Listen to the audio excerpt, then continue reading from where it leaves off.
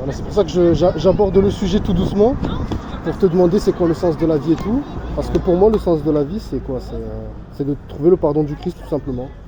Parce qu'en fait, comment te dire? Là, c'est ce qui est marqué. Attends. C'est ce qui est marqué là. Quand on ne... Moi, je sais pas si tu veux lire... Non.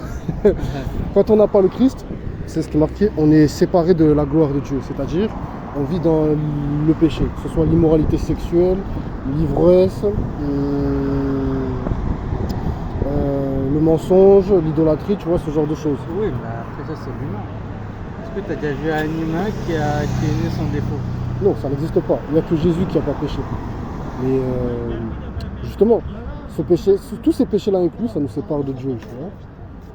Mais comment te dire? Dieu a créé l'homme à son image. Oui, c'est vrai. Ah, tu connais les versets?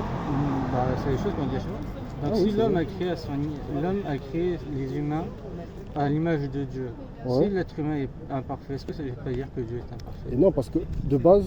c'est l'image de Dieu qui reflète l'être humain.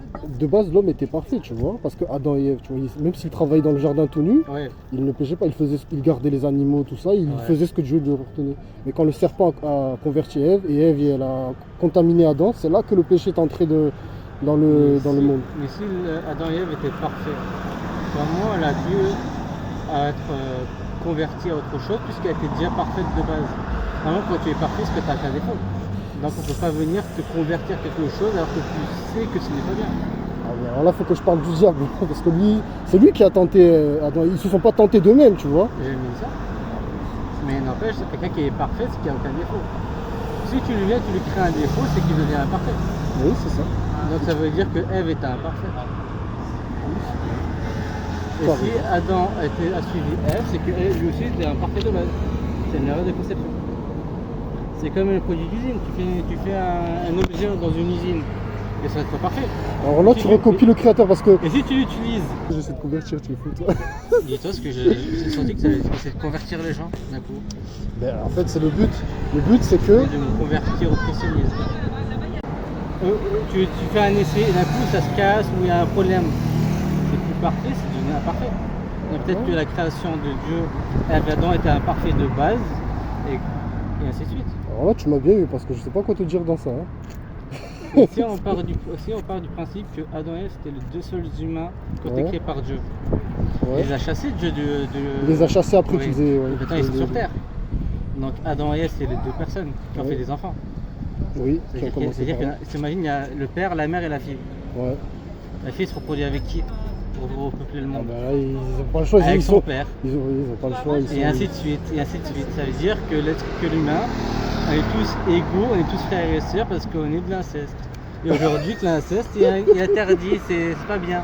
Mais pourquoi c'est interdit? Tu comprends? Parce que vu que nos Adam et Ève, ils ont payé le prix pour qu'on commence. Ouais, mais si. Du coup, nous, on va pas le faire. Du coup, vu que nous, ça y est. Tu le fais indirectement, puisque Adam et Ève Adam et Ève ont fait un enfant, d'accord? Par exemple, c'était une fille ou un fils. Si c'était un fils, c'est avec sa mère. C'était une fille avec son père. Si c'était les deux, une fille et un garçon, c'est entre eux, tu vois. Toi, ça veut dire. T'es en train de justifier l'inceste? Non. On part du principe qu'ils étaient seuls. Parce que dans l'Ancien Testament, c'est un péché très grave de faire un enfant à son... Bon alors dis-moi, d'où viennent les autres êtres humains s'il n'y avait que Adam et Ève qui étaient créés? Tu as raison, on est peut-être né... Dis-moi, à part Adam et Ève, qui a été créé par Dieu? Qui était sur terre? Jésus. Il n'y a que Jésus. Il n'a pas, eu de père, que une mère. Jésus était né pendant Adam et Ève? Non. Enfin, il était déjà là vu que c'était Dieu. Mais il n'a pas pris une forme charnelle, tu vois. Oui.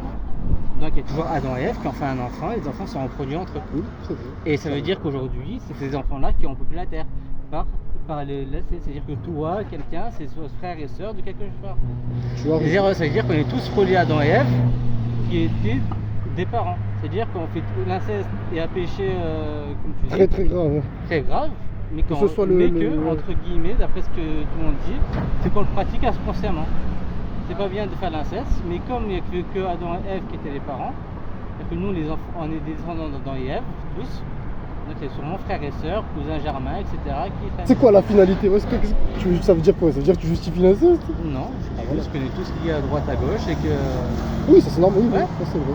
ça veut dire qu'on vient tous. Mais justement, moi je trouve ça encore plus ridicule parce que vu que Adam et Ève ils ont dû le faire, tu vois, vu que Ouais. c'était des frères et, voilà, frères et sœurs, tout ça, du coup c'est encore plus ridicule que nous on le fasse avec tous les choix qu'on a et tous les trucs, que nous directement on le fasse, c'est encore plus ridicule.